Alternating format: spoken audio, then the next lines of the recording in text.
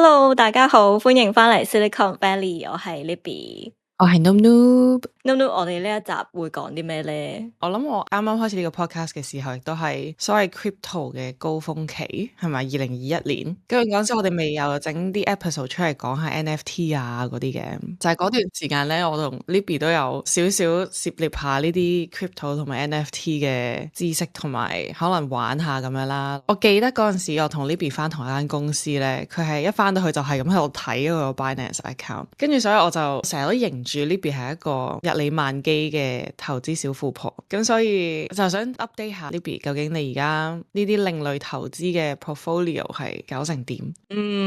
係啊，我覺得咧就係總之好嘢就唔好拎出嚟講啦，我哋要講一啲失敗嘅例子，等大家可以一齊從錯誤中學習咯。咁所以咧，我哋今日每人咧準備咗2個失敗嘅投資經歷，可以同大家分享一下。好，事不宜遲，咁我就等我獻下醜先。我就想講一個類似電話騙案嘅經歷。咁樣就係有一次咧，我翻工，我喺英國嘅呢個，跟住無啦啦就收到一個有來電顯示嘅電話喎，我就聽啦，跟住佢就問我，你係咪有用 Coinbase 買 crypto 㗎？咁其實我本人咧係冇用 Coinbase 買 crypto 嘅，跟住佢就話見到我個 email address 同埋我個電話號碼咧係攞咗嚟開另外一個戶口。跟住咧就話有人嘗試以即係唔係我嘅名義登入啦，跟住佢就話佢係 Coinbase 嘅 security 打嚟嘅，就話我覺得你個戶口可能受到威脅啊，你要我哋嘅協助，你可以幫你 unlock 翻個 account。之後啦，真係講咗一大堆嘢，跟住我就話，但我冇用 Coinbase 喎。跟住佢就問我，咁你冇用 Coinbase，你有冇用類似嘅 platform？即係會唔會係第二啲 platform，但係可能 security 嘅公司係同一間，所以就 trigger 咗我哋個 portfolio 咁樣。跟住佢就答幾個名出嚟啦，咁你有冇用呢個？有冇用呢個？有冇呢個？有冇 Binance 啊？跟住我就話Binance 有嘅，跟住佢就話咁一定係因為你個 Binance account 俾人 compromise 咗啦，咁所以我哋就公司就會睇到呢個 record 啦。跟住佢就話等我 transfer 你去 Binance 嗰個 team 啦，你唔知幾多分鐘之後咧就會收到我哋嘅電話來電噶啦咁樣。跟住我就心諗係唔係真啊？但係咧最驚係因為佢講得出我個名全名啦，即係我 passport 上嘅全名唔係咁容易啦，喺一個英國嘅地方佢噏得出我中文名。然後佢噏得出我個 email address 啦，which 係一個我會用嚟 log in 嘅一個 email address 啦，跟住仲講得出我電話號碼。總之係好多喺英國嘅話攞嚟做 ID 嘅 credential，佢都噏得出啦。跟住我就覺得即係可能佢係堅嘅咁樣啦。好啦，跟住之後就隔咗15至20分鐘，我真係收到一個電話啦。咁佢就自稱係 Binance 打嚟噶啦，跟住就話我見到你喺邊個時間嘗試過登入，係唔係你啊？咁樣，跟住我話咁你頭先打嚟話有 scam 啊嘛，我咪試下登入咯。跟住咧佢就話，但係呢個 IP address 係喺美國嘅咁樣，定係唔知澳洲咁樣，總之唔係我身處嘅地方咁樣啦。咁佢用得個英國電話號碼打嚟，佢就知道我就唔會係身處喺美國或者澳洲啦。咁所以佢就會話有呢個 IP address 嘗試登入你個 account，跟住我就話但我唔喺嗰度喎，跟住佢就話係啦，就因為我知你唔喺嗰度啦，咁所以我就想 confirm 一下咧，係唔係你本人登入嘅？跟住我就話唔係咁樣啦，跟住佢就話好啦，咁你而家再試下登入下你個 account，跟住我就聽佢講啦，咪登入，跟住之後過多一陣咧，佢就話我見到你喺呢個時間登入過個 IP address 喺英國啦，咁樣，跟住我就話係，因為你啱啱叫我登入啊嘛，咁樣啦，即係總之係就做咗好多嘢令到你覺得你得到佢嘅信任啦，但係其實佢係昆你嘅咯，即係擺到明佢叫你登入，咁咪有個 record 啦。但係其實佢睇唔到噶嘛，但係佢知道你做咗呢件事，佢就噏得出，跟住之後就訛稱話我見到你個 record 啦，我登入咗啦咁樣。跟住佢就開始問我啲好奇怪嘅問題啦，就問我你個 portfolio 裏邊有幾多隻 coin，跟住佢又問我你隻 coin 有幾多錢咁樣啦。跟住我心諗，如果你登入到我個 account，你又點會唔知道有幾多隻 coin 同埋幾多錢呢？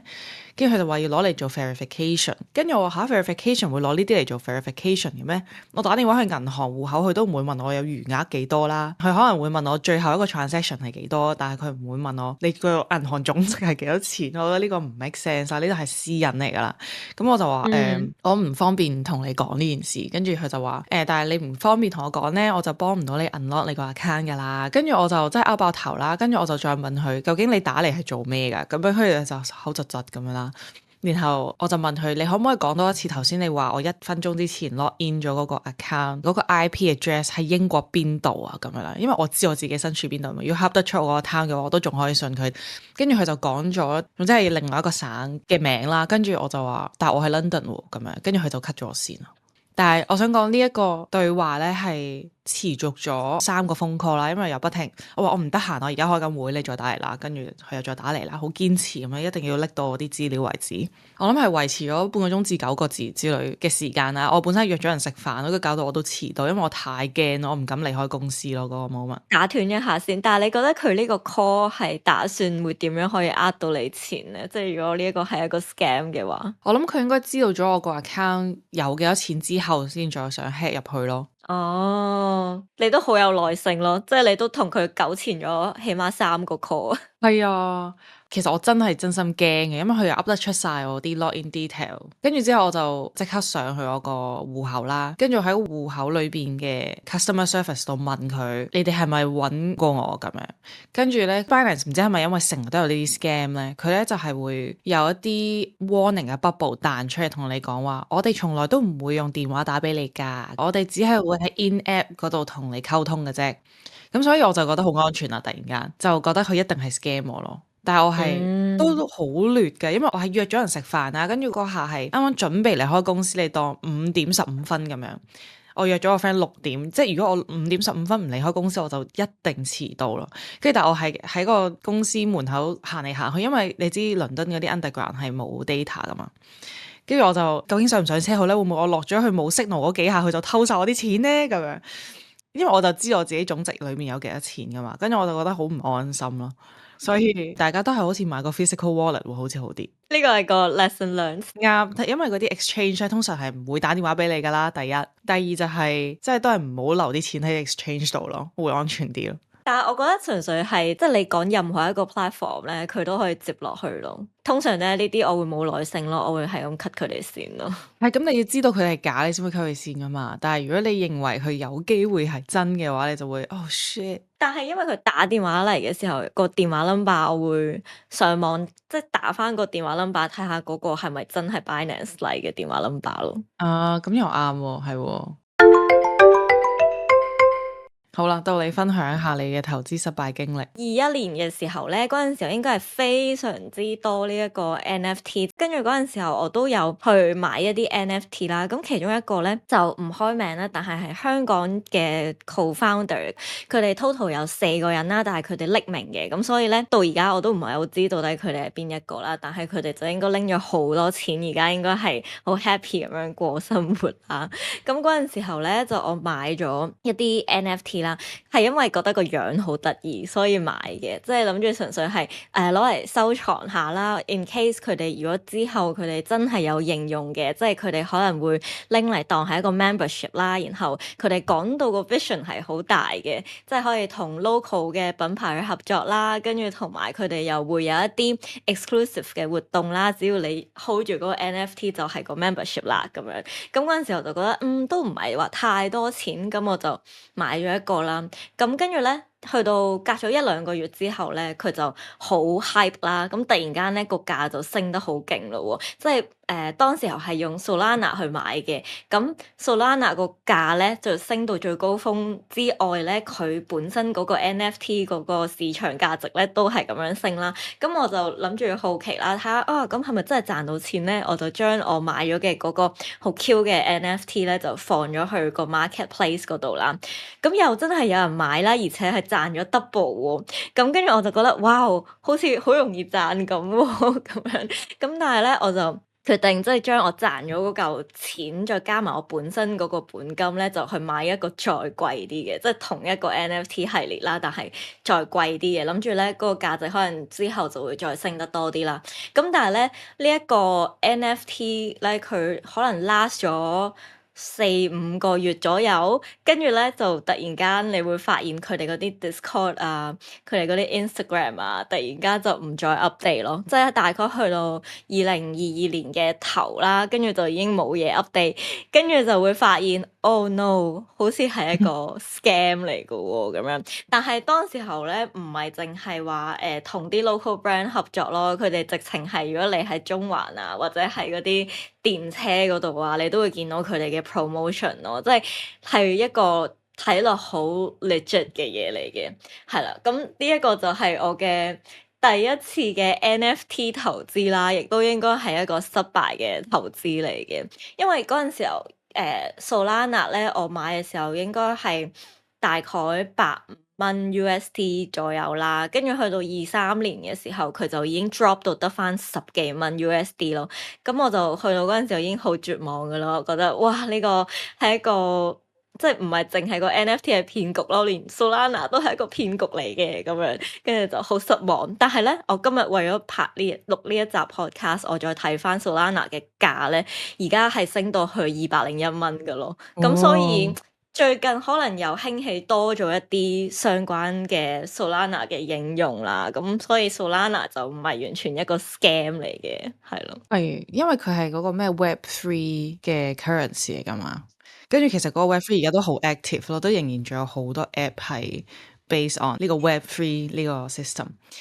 最後你仲有冇 hold 嗰個 NFT 㗎？其實我諗佢應該仲喺我個一個 virtual wallet 入面嘅，咁但係因為我就太絕望嘅關係啦，即係2022年頭到而家咧，我都係冇 touch 過我個 wallet 啦，即係我知佢喺嗰度，但係咧我連打開都冇打開過，跟住咧我今日諗住開佢出嚟睇下佢仲存唔存在啦，但係我已經 lost 咗成個 wallet 嘅嗰個 login 咯，跟住哦，所以就覺得唉。有佢啦，有佢啦！我知佢喺嗰個 Web3 嘅世界咯，但係我就揾唔翻咯。要有一個即係應該係12個 words 咁樣嘅個 phrase，你要打翻落去，你先可以 retrieve 到你個 wallet 咯。哦，唉，算啦，冇眼屎乾淨盲。係啊，同埋我見到佢真係 IG 啊嗰啲冇 update 啦，然後 Discord 又冇 update 啦，但係當時候係好犀利，因為佢係一個香港發展出嚟嘅 NFT 啦，佢係直情去到 global 嘅，即係你會見到佢個 Discord 係會有好多唔同嘅國家嘅 focus 嘅 channel 咯，即係可能韓國、日本咁樣啦，度度都會有咯，係發到好大嚟搞嘅。但係你有印象中你抌落去嘅錢係多唔多㗎？多㗎，我覺得喺我21年嘅時候係多嘅，因為嗰陣時候啱啱先至畢業冇幾耐，即係其實都唔係話揾得好多錢，所以係咯，多㗎，係一個 lesson learn。我覺得呢啲 NFT 嗰啲嘢，當時你潮流興嘅時候，真係講到實牙實齒咯。跟住就令我諗，其實會唔會仲有其他泡沫係而家我哋覺得一定係成功嘅投資，可能去到過咗2-3年都係乜嘢都冇咯。我都仲係一個 strong believer of 成個 crypto 嘅嗰個理念咯，同埋 Web3，我覺得如果真係實踐到嘅話，係好犀利嘅嘢嚟嘅。咁但係可能仲要多少少時間。跟住我自己嘅 philosophy 就係，如果要買啲乜嘢投資啊，crypto 都好啦，我都會盡量買啲龍頭咯，即係 Bitcoin 啊或者係 ETH 啊呢一種，我都係覺得仲係有佢嘅價值嘅。嗯，都啱，都啱。咁你講開 Solana 咧，其實我都曾經玩過個 Solana 嘅 Web3 嘅 app 嘅。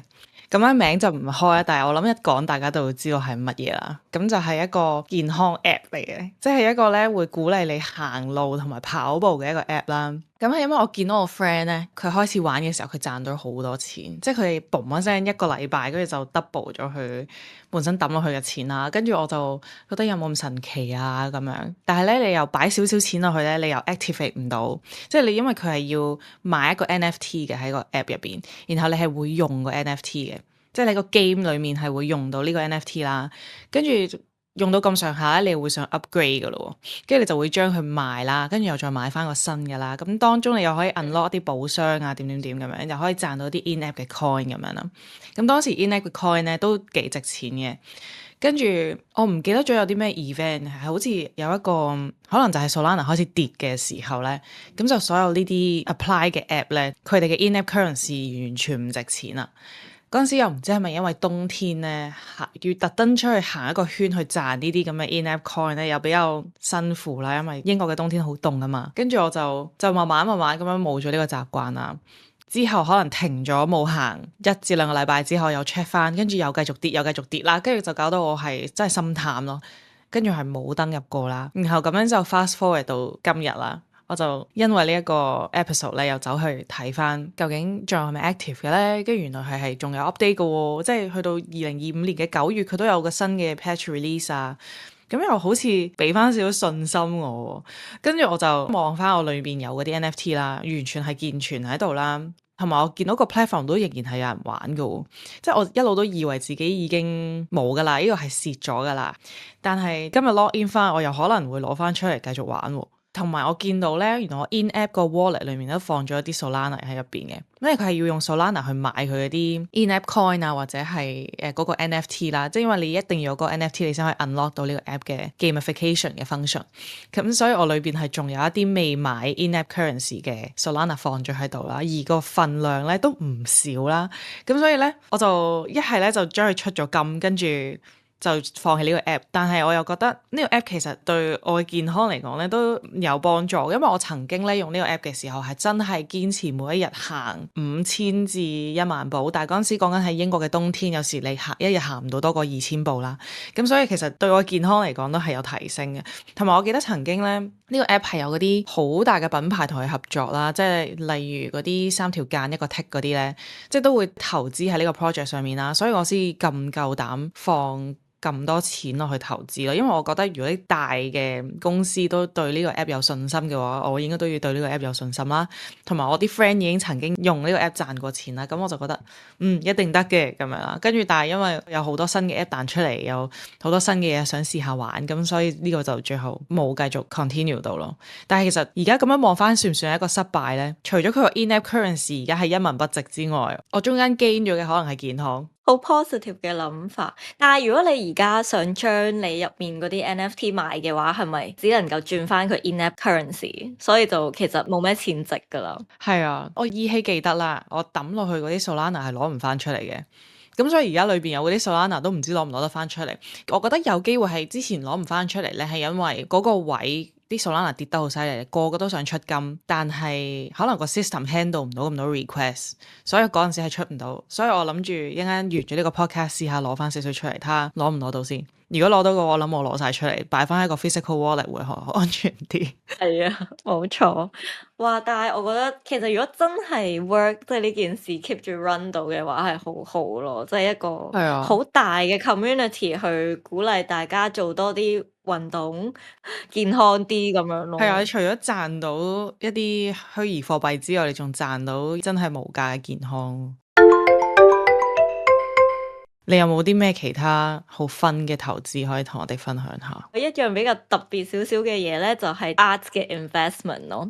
幾年前啦，我諗好似都係21年啦。咁咧嗰陣時候就有一個 platform 啊，就叫做 Artsy 啦。佢就係一個你可以喺嗰度買賣一啲 art piece 啦，亦都有一啲 auction 拍賣可以喺嗰度發生啦。咁同埋就係如果你知道一啲 artist 嘅話，你其實係可以攞呢個app 去 search 可以揾到多少少呢個畫家之前嘅作品啦，佢拍賣咗嘅成交 record 啊，咁樣嘅一個 app 嚟嘅。咁嗰陣時候我就對於呢個 art 嘅拍賣啦，覺得好好奇啦，咁自己咧又想試下 bid 下嘢咁樣。咁咧我嗰陣時候咁啱咧喺嗰個 app 度咧就有一個比較平價少少，即係唔係嗰啲咩幾百萬幾十萬先買到一幅畫嗰啲嘅拍賣啦。咁係一個平價少少嘅拍賣就進行緊。咁咧，我嗰陣時候就因為好奇心嘅驅使啦，我就求其就揀咗一幅畫，係比較 affordable 少少嘅，佢嗰個起標價就大概2000蚊美金啦。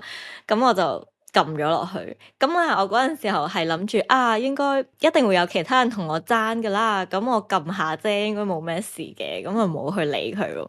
咁點知咧，一瞓醒就收到個 email，就係同我講，哦，你成功 bid 咗呢幅畫啦，咁樣。我就覺得好崩潰咯，因為我唔係認真地去揀呢一幅畫，純粹係因為個價喺咁多幅畫入面佢係比較 affordable 啦。我亦都冇去細睇嗰個 artist 嘅一啲背景啦。總之就係成件事嘅後續就係咁，我都係要嗰幅畫啦，我唔可以同佢哋講話我要 cancel 咗佢啊，或者點樣樣。咁但係咧，我覺得最嚇親嘅位就係我頭先話嗰一幅畫係2000蚊美金啦。咁但係 end up 我實際要俾嘅錢咧，當時候佢哋講嗰個價咧係多咗1500蚊美金咯。即係 on top of 2000蚊嘅話，我仲要俾多1500蚊出嚟，係 from 佢哋拍賣會去收嘅錢嚟嘅。同埋就係因為個 shipping 啦，嗰陣時候幅畫應該係美國嘅，咁所以佢哋有一個好昂貴嘅 shipping cost 啦。咁 shipping cost 咧點解咁貴？係因為呢啲畫咧，佢哋通常係要好仔細咁樣去做一啲 inspection 啦，跟住亦都要好小心咁樣去包裝啦，同埋佢哋一定要買保險啦。咁個保險咧係一定要計埋個 shipping cost 嘅，即係呢一啲咧，我都來來回回同佢哋拗咗好多次，話點解你唔係淨係計個2000蚊係嗰個要保嘅 insurance 咧？點解你要幫我計埋嗰個1500入去你個 insurance 咧？即係有好多呢啲嘅對話啦。最後因為我實在覺得太貴啦，我亦都唔想俾呢一嚿錢啦。當時候21年嘅時候都仲係一個冇乜錢嘅打工仔啦，咁所以咧就打死都唔肯俾，咁就同佢討論咗好多唔同嘅方法，諗住睇下點樣可以減低我個成本啦。我一開頭係問佢話，咁你可唔可以直接將呢一幅畫再幫我擺翻出去拍賣啊？咁樣，咁但係佢哋就話唔得，佢哋唔可以幫啲客去 store 任何要拍賣嘅東西啦。咁就失敗咗。咁跟住後尾我就諗到就係將幅畫拆咗個框佢。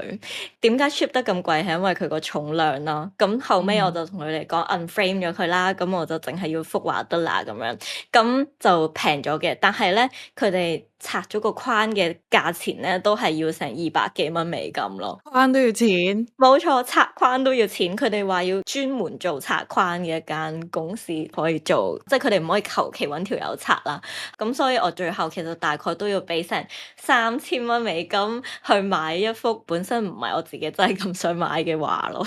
其實我曾經都試過唔小心 bid 錯嘢，但係我想講我嗰啲 bid 錯嘢係幾蚊喺 eBay 咯。我就覺得我買咗個教訓之後咧，我係完全去拍賣行一定會好小心嗰啲咯。好搞笑，但係我又唔知應唔應該話呢一個係一個失敗嘅投資，因為佢實實在在係有佢個價值啦。然後個畫家而家佢有一啲作品都會係啲好大型嘅拍賣行，例如係嗰啲 Sotheby 啊或者 Christie's 啊呢一種嘅拍賣行咧係有拍賣到嘅。咁只不過就係嗰啲成交就唔係話好頻密啦，即係唔係好似嗰啲好出名嘅而家好 hype 嗰啲嘅 artist 咁樣話每個月都會有成交嗰啲咯。咁所以咧，仲有另一樣嘢就係因為個畫家喺亞洲呢一邊係唔出名嘅，咁但係因為我幅畫而家喺香港啦，咁所以你要揾到一個下一個會對呢一幅畫有興趣想買嘅人嘅話咧，係好困難嘅。仲有一個原因點解困難咧，係因為我嗰幅畫咧係非常之巨啦，即係擺喺香港嚟講啦，香港嘅屋企比較細啲，咁我幅畫係差唔多1米乘1米咯。你要去框一幅1米乘1米嘅畫已經好貴啦，跟住又要有一幅咁大嘅吉嘅牆可以放啦，咁所以咧呢一幅畫而家一路都仲係存放緊喺屋企，係一個冇人要認領嘅孤兒咯。但係其實都有佢嘅價值嘅而家。冇錯，我覺得比起 NFT 好個位咧，就係 art 即係呢一啲畫咧係實物嚟噶嘛，咁所以佢係唔會真係完全 lost 咗佢個價值咯。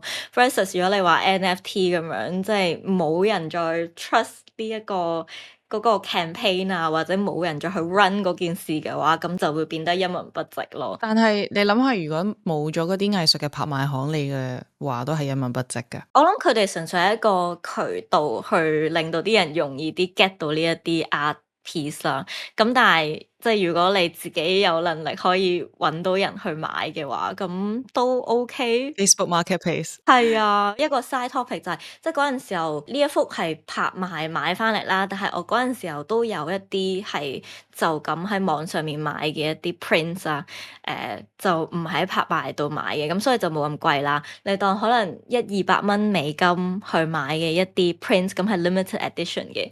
咁買翻嚟之後咧，當時候我就喺嗰啲 Carousell 啊，或者係其他賣二手嗰啲 platform 咧，就擺上去放啦。咁都係有賺到錢嘅，即係 end up 可能最後係賣到2-3千蚊咁樣咯，即係當 double triple 咗本身我買翻嚟嘅價錢咯。勁啊！所以 art 呢樣嘢係有佢嘅價值嘅。咁我都要多啲留意下呢啲 art 嘅投資。我真係從來都冇打算過要用 art 去投資，但係聽你咁講都有幾個成功例子。不過我自己如果之後我要再去買嘅話啦，或者我而家點樣去決定買唔買咧，都係要自己真係中意嗰個畫家，真係 appreciate，然後係就算冇人買嘅話，我都願意將嗰幅嘢掛喺自己屋企埲牆嗰度咯。咁其實每一日你睇到都會好開心，所以就唔一定要將佢諗成係一個投資，或者其實你可能將佢擺喺10年之後，你先拎翻出嚟賣嘅話，個價值可能會再大好多咯。其實我都係，我都覺得同嗰個行路 app 都係差唔多嘅意思。即係當你用嗰 app 唔係純粹為咗佢嗰個交易嘅價值嘅話咧，就算你 keep 耐啲都冇所謂咯。即係就會覺得好似當中你除咗錢之外，你仲得到咗其他嘢，咁你就覺得好滿足啦。我覺得有好多時候咧，我哋買嘅嘢、使嘅錢咧，全部都係消耗品啊！即係你出去食個嘢，或者你去個旅行，你使嘅錢咁就冇晒噶啦。咁但係嗰啲錢換嚟嗰啲嘢先至係個價值所在咯。係啊，係啊。所以我覺得如果所有嘢都淨係睇我買翻嚟幾多錢，買翻出去幾多錢嘅話，就好似人生冇乜樂趣咯。即係好似太沉醉於呢啲數字遊戲咧，就令到使錢使得好唔安心，就唔會 enjoy 嗰件物件咯。我 agree 啊，同埋我而家使錢即係去做呢啲 investment 啊，同埋去買一啲實物嘅東西咧，我都會係好謹慎啊，同埋我真係會有好似呢個 Marie Kondo 咁樣嘅呢個 philosophy 啊，即係呢嚿嘢 spark 唔 spark joy 咧？如果唔 spark joy 嘅話咧，就要三思再諗下你買唔買呢樣嘢咯。好啦，咁今日都分享咗唔少，希望大家都可以分享一下你哋自己嘅偏門投資經歷。咁我哋呢集就去到呢度啦。